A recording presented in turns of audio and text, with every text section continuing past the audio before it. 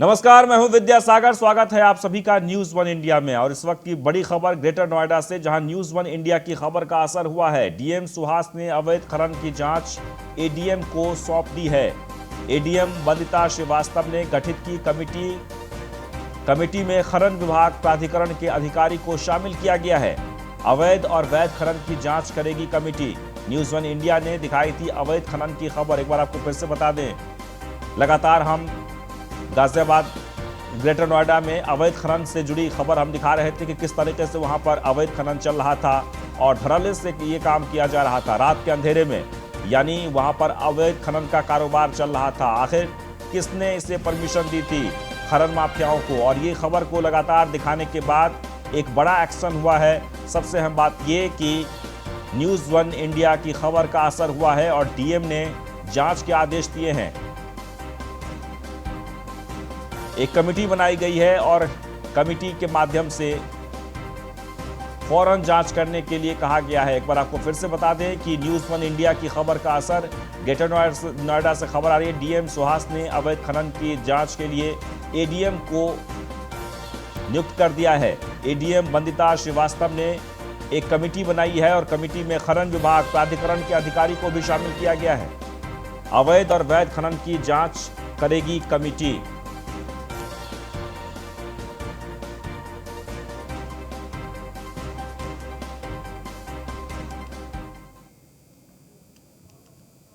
एक बार आपको फिर से बता दें कि मामला ग्रेटर नोएडा से जुड़ा हुआ है। तस्वीरों में आप देख सकते हैं, हम लगातार इस खबर को दिखा रहे थे। न्यूज वन इंडिया पर खबर चलाए जाने के बाद असर हुआ है और डीएम ने एडीएम को जांच सौंप दी है। उसकी जानकारी एसएचओ साहब करके हमको है या इंडियन ऑयल का मेरे ख्याल से है शायद, आई थिंक। खनन का आपको जानकारी, लेकिन फिर भी आप कोई काम नहीं करेंगे उसमें?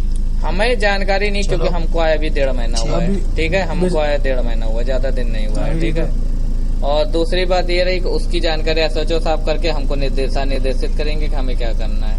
हम लोग इस पे कार्रवाई खनन पे तब कर सकते हैं, क्योंकि अंडर ट्रेनिंग नहीं है। लेकिन जब हम लोग इसमें कोई भी सब इंस्पेक्टर होगा, जब तक खनन की जो कार्रवाई होती है वो यहाँ थाने से नहीं होती है, मजिस्ट्रेट द्वारा होती है, जिला मजिस्ट्रेट द्वारा होती है। खनन की कार्रवाई जिला मजिस्ट्रेट द्वारा होती है, नहीं पुलिस के द्वारा भी होती है। अगर आपको ऐसा लगता है तो आप डायरेक्ट इंस्पेक्टर साहब को आके बताइए, तो वो हमको दिशा निर्देश करेंगे, हमको रात में सालों को पकड़। और ललित पंडित जुड़ गए इस वक्त हमारे साथ। ललित पंडित लगातार इस खबर पर नजर बनाए हुए हैं। ललित पंडित, क्या एक्शन हुआ है? जी बिल्कुल, खबर का तुरंत डीएम गौतम बुद्ध नगर स्वास्थ्य में संज्ञान लिया गया है।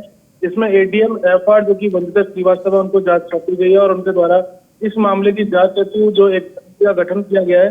इस कमेटी के अंदर एक खनन विभाग से और प्राधिकरण से व तहसील के एक अधिकारी को शामिल किया जाएगा, जो कि जो रघुपुरा क्षेत्र के आसपास का, उसके आसपास का भी जो क्षेत्र है, उसमें जो खनन कार्य किया जा रहा है उसकी वैधता और जो अवैध खनन है, उन दोनों की जांच करेगा। कितना वैध खनन हुआ और कितना अवैध खनन हुआ, इसकी जांच करके आगे फिर जांच कमेटी की रिपोर्ट के आधार पर कार्रवाई की जाएगी। जी, यानी कि इस खबर के दिखाए जाने के बाद खबर का असर हुआ और आज ही जांच कमेटी को सौंप दी गई है।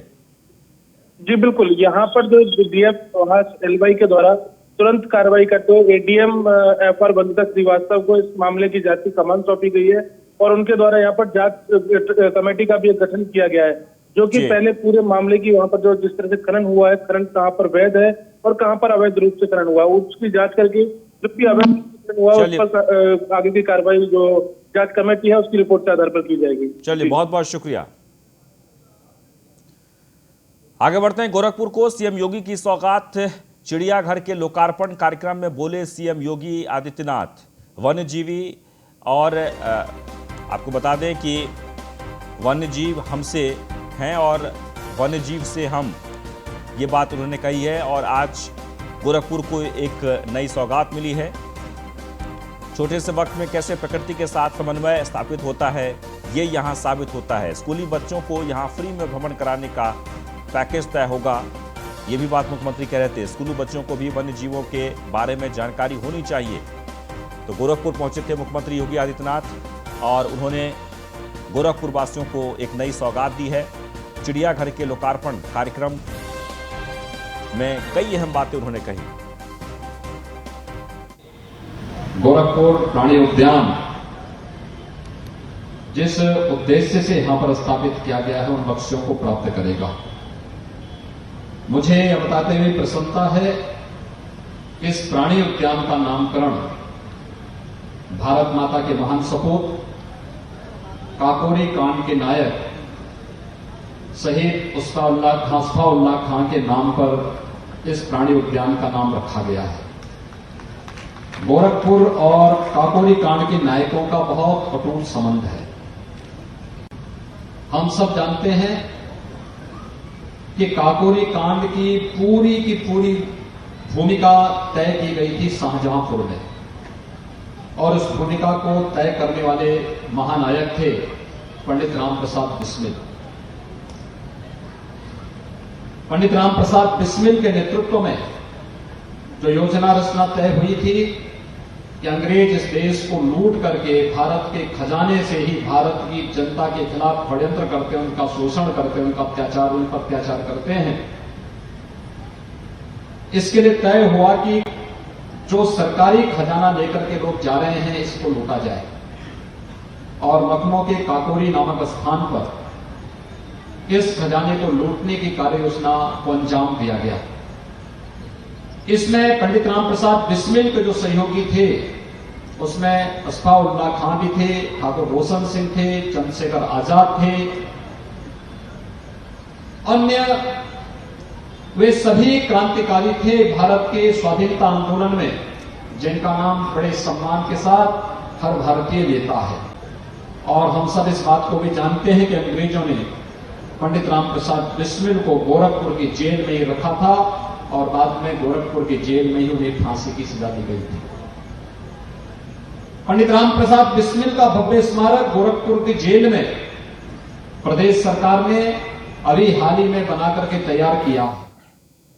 बाराबंकी दौरे पर रहे सपा अध्यक्ष अखिलेश यादव ने पूर्व केंद्रीय मंत्री बेनी प्रसाद वर्मा की मूर्ति का अनावरण किया, और उन्होंने कहा कि बंगाल में चुनाव है तो वहां कोरोना नहीं है, लेकिन बीजेपी में पंचायत चुनाव को लेकर यहां पर डिस्टर्ब करना चाहती है।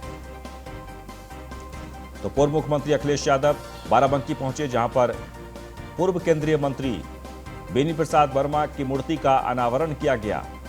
बहुत ही खूबसूरत मौका था, और इस मौके पर उन्होंने बेनी प्रसाद वर्मा जी को याद करते हुए कई अहम बातें कही। जनता पार्टी बहुत ही स्ट्रेटेजी के साथ काम कर रही है। बंगाल में चुनाव हो रहा है, कोई कोरोना नहीं मान रहे हैं यहाँ, क्योंकि इन्हें पंचायत के चुनाव में हस्तक्षेप करना है, प्रशासन से हस्तक्षेप कराना है, इसलिए कोरोना है। आजम खान साहब ने कोरोना वैक्सीन नहीं ली है डोज, क्या कहें? आजम खान साहब ने कोरोना वैक्सीन डोज नहीं, वैक्सीन को लेकर के चिंता कई बार आई है, और दुनिया में एक ऐसी वैक्सीन आई जिसको कई देशों ने बाहर कर दिया। अभी सबसे हमारा प्रेस्टीजियस इंस्टीट्यूशन पीजीआई है।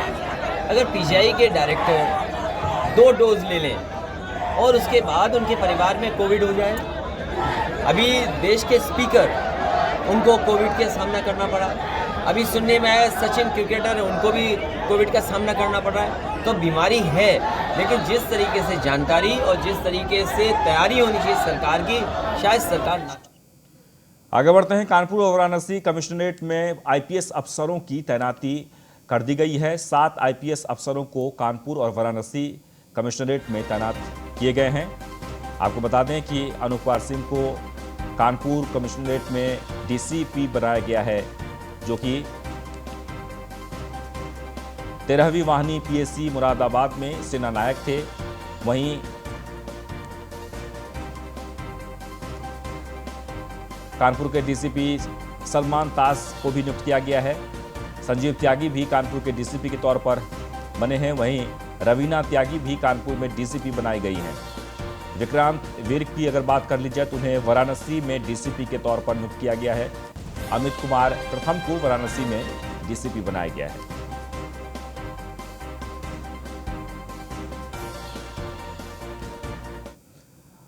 और न्यूज़ 1 इंडिया से खास बातचीत की है कानपुर के पुलिस कमिश्नर ने, सुनिए। पहले पुलिस कमिश्नर असीम अरुण जी इस वक्त हमारे साथ मौजूद है। उनसे बात करते हैं कि कानपुर में जो अपराध है उसको किस तरह नियंत्रण करेंगे और आगे की क्या की चुनौती होंगी। सर, न्यूज़ 1 इंडिया में आपका स्वागत है। बहुत धन्यवाद। सर जो आगामी चुनाव है, पंचायत चुनाव, उसको लेकर किस तरह से लैंड ऑर्डर की व्यवस्था बनाएंगे? अभी तत्काल चुनौती तो हमारे सामने होली और शब बारात के त्यौहार की है, जिसकी सारी योजना बन चुकी है और उसको क्रियान्वित किया जा रहा है। इसके बाद में पंचायत चुनाव हमारे ठीक सामने है। कानपुर नगर जनपद में कुछ ही स्थान हैं जहां पे पंचायत का चुनाव है और उनकी पुख्ता व्यवस्था की जाएगी।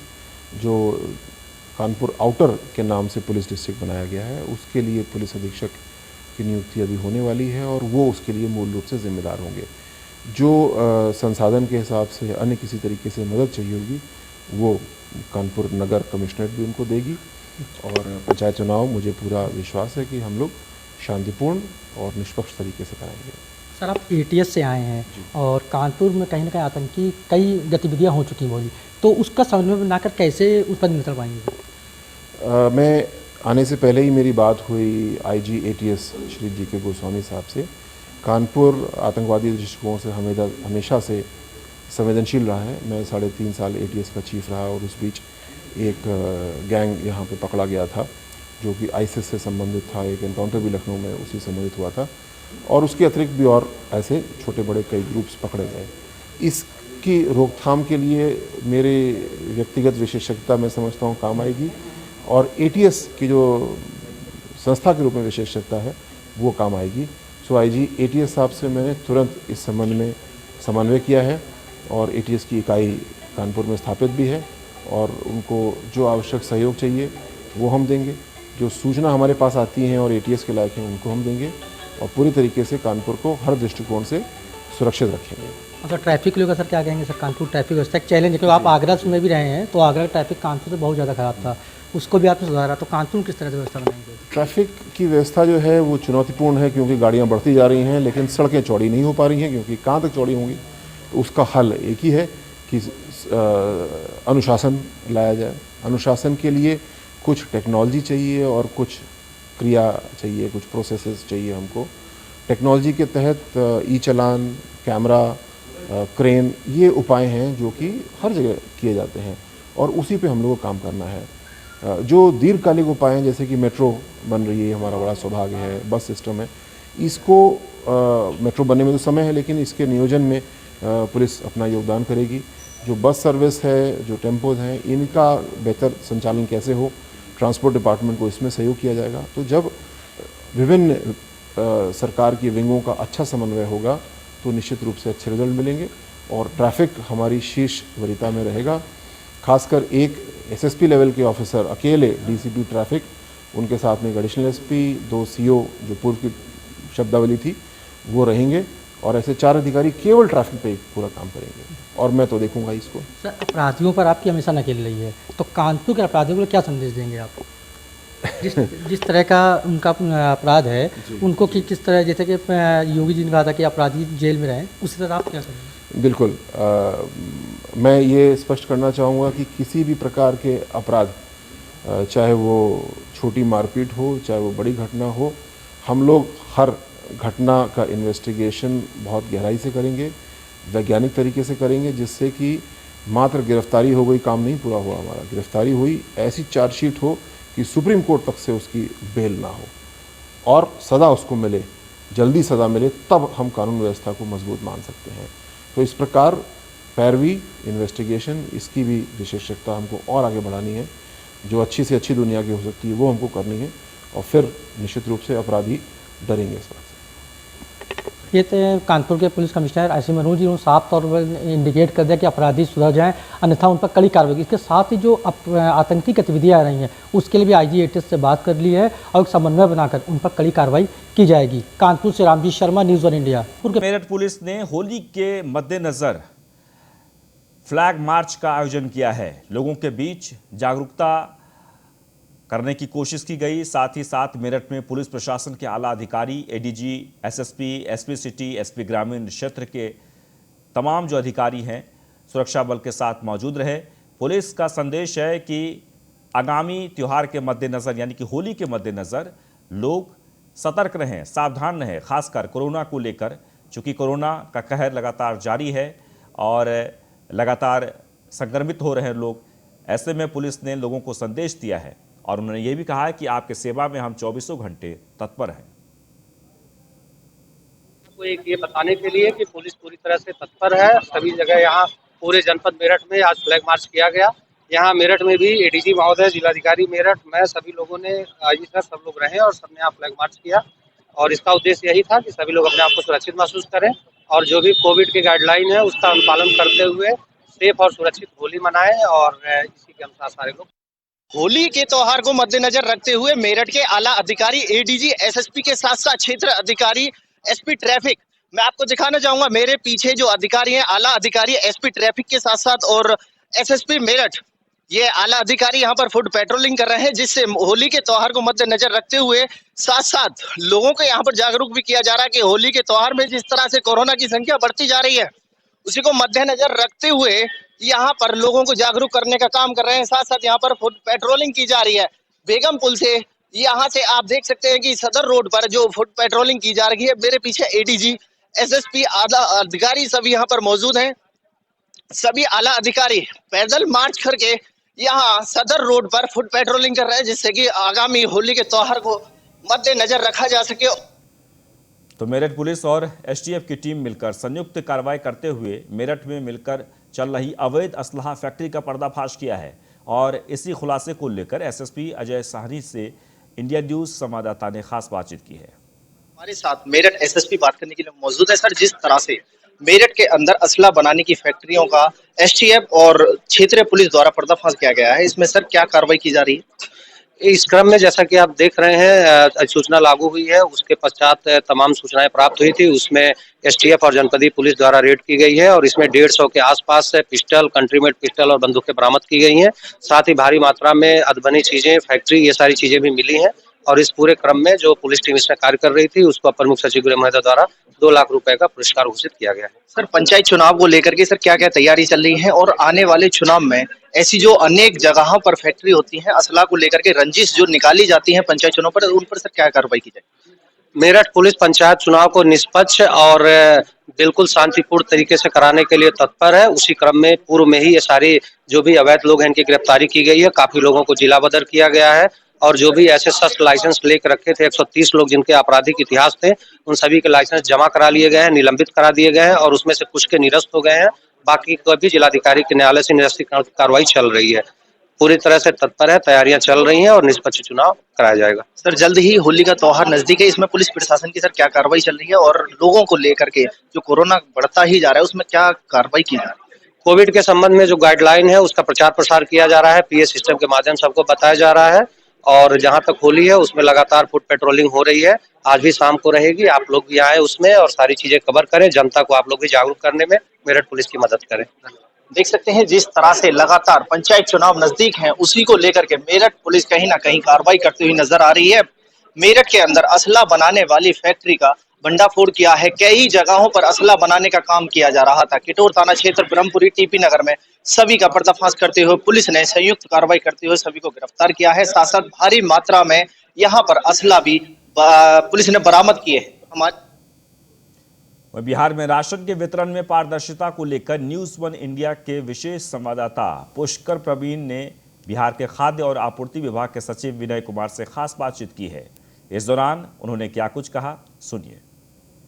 कोरोना का समय आया, सबसे बड़ी समस्या थी नौकरी, पेशा, रोजगार, सब चीज बात की बात, लेकिन सबसे बड़ी समस्या थी कि जो लोग घर आ गए हैं जिनके पास पैसे नहीं है, क्या सरकार उनको राशन दे पा रही है कि नहीं, उनका पेट भर रहा है कि नहीं, 2 वक्त की रोटी मिल पा रही है कि नहीं। तो हम फील्ड में गए, पीओएस मशीन लगा हुआ है, अब देखते हैं कि पीओएस मशीन के थ्रू उसमें अंगूठा लगाने के बाद ही अनाज मिल पाता है। आपको क्या लगता है, काफी शिकायतें होती थी, डीलर राशन नहीं देते थे, एमओ की शिकायतें होती थी, एक्शन भी लिया जाता था। आपको क्या लगता है कि पीओएस मशीन आने के बाद किस हद तक करप्शन में कमी आई है या लोगों को कितना राशन मिल पा रहा है? मुझे बहुत खुशी है कि आपकी टीम ने बिहार में गाँव का भ्रमण कर जो वास्तविक स्थिति है उसका मुआयना किया है। आप जान रहे हैं कि पिछले कुछ महीनों में, मैं अगर कहूँ 1-1.5 वर्ष की अवधि में पीडीएस में काफ़ी टेक्नोलॉजी लाई गई है और इसमें काफ़ी सुधार हुए हैं। जब से ये पॉइंट ऑफ सेल मशीन हम लोगों ने जन वितरण प्रणाली विक्रेताओं के पास दी है तो कई चीज़ें एक साथ बंद हो गई हैं या लगभग खत्म हो गई हैं। जैसे पहले ये था कि किसी का अनाज कोई ले सकता था, चोरी हो सकती थी उसकी, 2 महीने की जगह पर 1 महीने का अनाज मिलने की शिकायत आती थी। तो ये शिकायत आती थी कि कभी कभी ही उन्हें अनाज मिलता है, कम मिलता है, जितनी यूनिट्स हैं उसके हिसाब से कम मिलता है, किसी का कोई और लेके चला। हाँ, और जो सही लाभुक हैं उनको अनाज नहीं मिला, उनकी जगह पर कभी किसी दूसरे ने उठा लिया, तो कभी जन वितरण प्रणाली विक्रेता के बारे में शिकायत आती थी। तो वो सब शिकायतें एक झटके में पॉइंट ऑफ सेल मशीन के आने के बाद खत्म हो गई हैं। अभी आप जान रहे हैं कि हमारे जितने भी राशन कार्ड्स हैं राष्ट्रीय खाद्य सुरक्षा योजना में, उनमें सब में आधार ऑथेंटिकेशन कंपलसरी हो गई है। अभी भी बिहार में लगभग 85% लाभुकों के आधार नंबर हम लोगों ने सील करा दिए हैं। अब कोई भी परिवार जब राशन लेने जाता है तो उसको उसके परिवार के किसी एक सदस्य के अंगूठे के निशान या आइरिस स्कैनिंग के माध्यम से ही राशन मिलता है। अब वो कोई और किसी की जगह किसी का अनाज नहीं ले सकता। अगर किसी वजह से कोई फैमिली राशन नहीं ले पाती तो वह राशन उस दुकानदार के पास लैप्स होता है और रह जाता है, वो अगले महीने के स्टॉक में आवंटन में आएगा। हाँ, उस राशन को कोई और नहीं ले सकता, ना तो दुकानदार ले सकता है, ना कोई दूसरा व्यक्ति ले सकता है।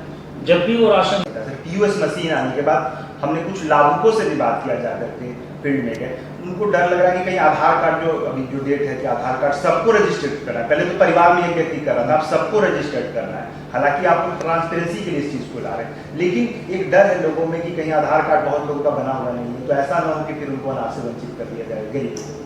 देखिए, सरकार कभी भी नहीं चाहती है, डेडलाइन बढ़ेगा कैसा, सरकार कभी भी नहीं चाहती है कि किसी को राष्ट्रीय खाद्य सुरक्षा का जो कवच मिला है उसका लाभ उसे हटा लिया जाए, ये कभी नहीं चाहती। हम लोगों की सिर्फ कोशिश ये है कि जो अयोग्य पात्रताधारी हैं वो किसी तरह से इसमें नहीं आए, योग्य परिवारों को ही इसका लाभ मिले, क्योंकि यूजली सब्सिडाइज फूड है बहुत सारे। तो हम लोगों की कोशिश ये है कि वीड आउट करें जो उसमें एलिजिबल लोग नहीं है, और प्रयास चलता रहा। लेकिन इंक्लूसिव अप्रोच हमारा कि किसी का छूटे नहीं राशन। तो अभी फिलहाल भारत सरकार ने जो तिथि रखी है, अंतिम तिथि आधार सीडिंग की, यूनिवर्सल आधार सीडिंग, जिसमें इंडिविजुअल बेनिफिशियरी भी शामिल हैं, वो 31 मार्च है। और भारत सरकार का जैसा इंस्ट्रक्शन होगा आगे की कार्रवाई होगी, लेकिन हम लोगों का प्रयास होगा कि किसी को भी।